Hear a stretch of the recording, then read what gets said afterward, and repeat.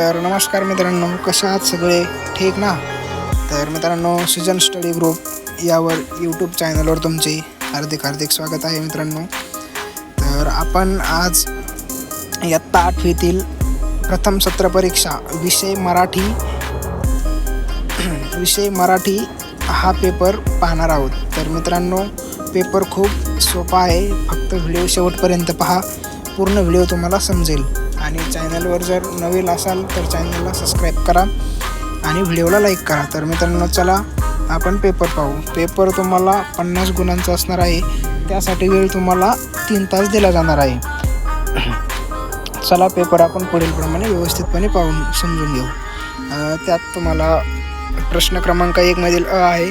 हा जो खाली दिलेला उतारा आहे तुम्हाला काळजीपूर्वक पूर्ण वाचायचा आहे अगोदर एकदा दोनदा, व त्यानंतर त्यातले तुम्हाला उत्तर शोधून लिहायचे.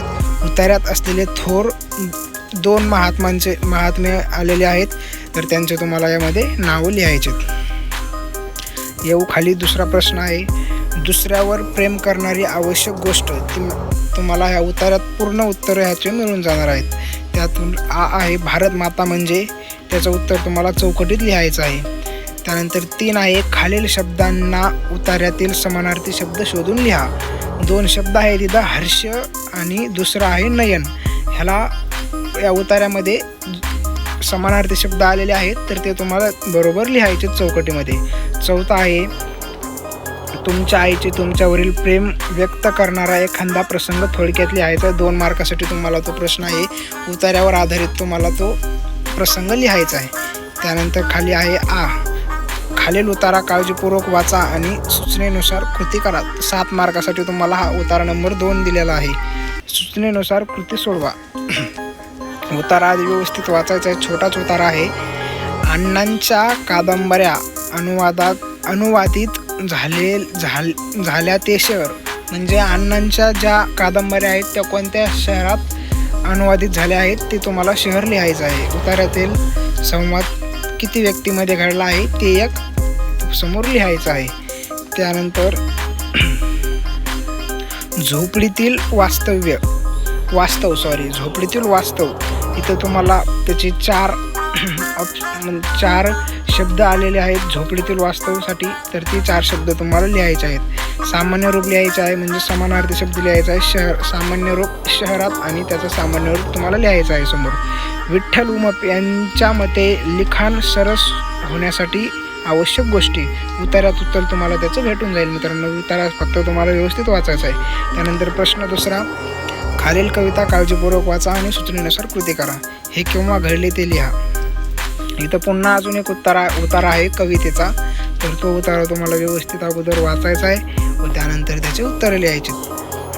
कवीला नको असणाऱ्या गोष्टी, विज्ञानामुळे प्राप्त होणाऱ्या गोष्टी तुम्हाला ह्या कवितेचा जो पॅरेग्राफ आहे त्यामध्ये तुम्हाला याचे उत्तर मिळून जातील. कवितेतून व्यक्त होणारा आशावाद स्पष्ट करा, म्हणजे थोडक्यात काय ह्या कवितेतून स्पष्ट होतं आहे, आपल्याला काय अर्थ घ्यायचा आहे ते तुम्हाला त्याचं उत्तर लिहायचं आहे. 2 मार्कासाठी आहे मित्रांनो. त्यानंतर खाली आ. खालील कविता काळजीपूर्वक वाचा आणि सूचनेनुसार कृती करा. हा दुसरा उतारा आहे. हा तुम्हाला अगोदर व्यवस्थित वाचायचा आहे.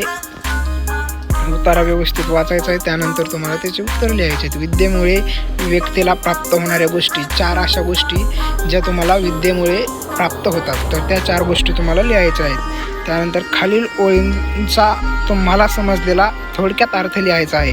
नानाविध रत्नांची फुली, कनकांची असती भूषणे फार, परी विद्यासम एकही शोभादायक असे अलंकार. ह्या ज्या 2 ओळी आहेत ह्याच्या तुम्हाला काय ते 4-5 ओळी तुम्हाला लिहायच्या आहेत, त्या तुम्ही लिहू शकता तुमच्या भाषेमध्ये. त्यानंतर तिसरा आहे. कवीने वर्णन केलेले विद्येचे महत्त्व तुमच्या शब्दात सांगायचं आहे, म्हणजे त्यांनी जे विद्याचं महत्त्व स्पष्ट केलं आहे ते तुम्हाला तुमच्या शब्दात स्पष्ट करायचं आहे. ओके. खालील कोणतीही एक कृती तुम्हाला सोडायची आहे. लिओनार्दो यांना वर्णिलेला चित्रकला व शिल्पकला यांतील फरक स्पष्ट करायचा आहे. चित्रकला आणि शिल्पकला यातील फरक स्पष्ट करायचा आहे. चित्रकार म्हणून लिओनार्दो हे अजरामर होण्याची कारणे, हे तुम्हाला ह्याचं पण उत्तर तुम्हाला लिहायचं आहे. आता तुम्हाला खाली व्याकरण घटकावर आधारित काही कृती आहेत त्या तुम्हाला पूर्ण करायच्यात. खालील तक्ता पूर्ण करा. घरचा ह्याचा प्रत्यय कोणता आहे आणि सामान्य रूप हे लिहायचं आहे. गावाहून प्रत्यय कोणता लावलेला आहे त्याला आणि सामान्य रूप कोणता आहे हे तुम्हाला लिहायचं आहे. खालील आहे दुसरा प्रश्न.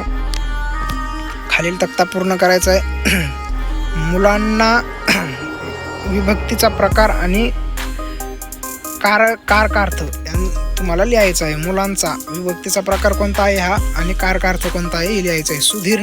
सुधीर हे एक नाम आहे, त्याचा विभक्तीचा प्रकार कोणता आहे आणि कारकार्थ काय आहे हे तुम्हाला लिहायचं आहे. खालील वाक्य कोणत्या प्रयोगाचे आहे ते ओळखा व त्याची वैशिष्ट्ये लिहा. त्याने निबंध लिहिला, ह्यात प्रयोग कोणता आहे आणि वैशिष्ट्य कोणतं आहे हे तुम्हाला लिहायचं आहे.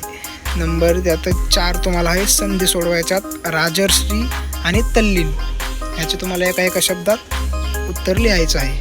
सूचनेनुसार कृती करा. खालील वाक्यात विरामचिन्हे वापरून वाक्य पुन्हा लिहा.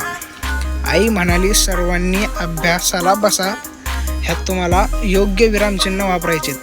कोणतं? स्वल्पविराम, स्वल्पविराम, त्यानंतर तुमचे जे दुहेरी अवतरण चिन्ह असतील हे तुम्हाला यामध्ये वापरायचे आहेत. नंतर खाली आहे. खालील वाक्यातील विशेष्य व विशेषण ओळखायचं आहे.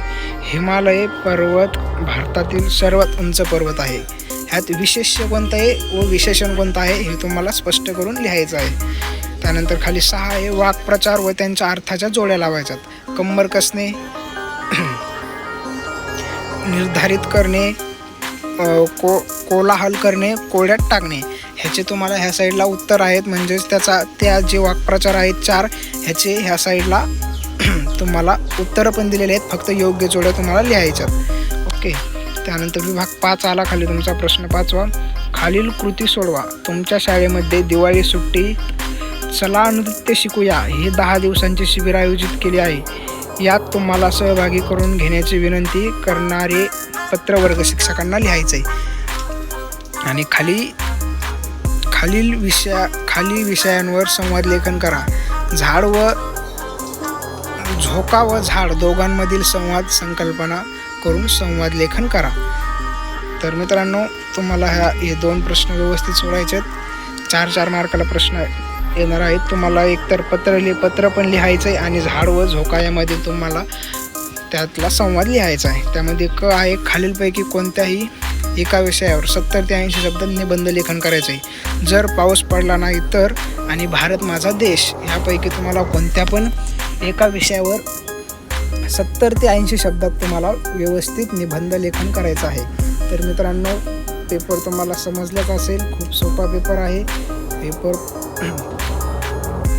पेपर तुम्हाला 50 मार्काचा आहे. वेळ 3 तास आहे. आरामात पेपर होतो मित्रांनो. तर अजून तुम्हाला कोणता पेपर पाहिजे असेल तर कमेंटमध्ये मला नक्की सांगा.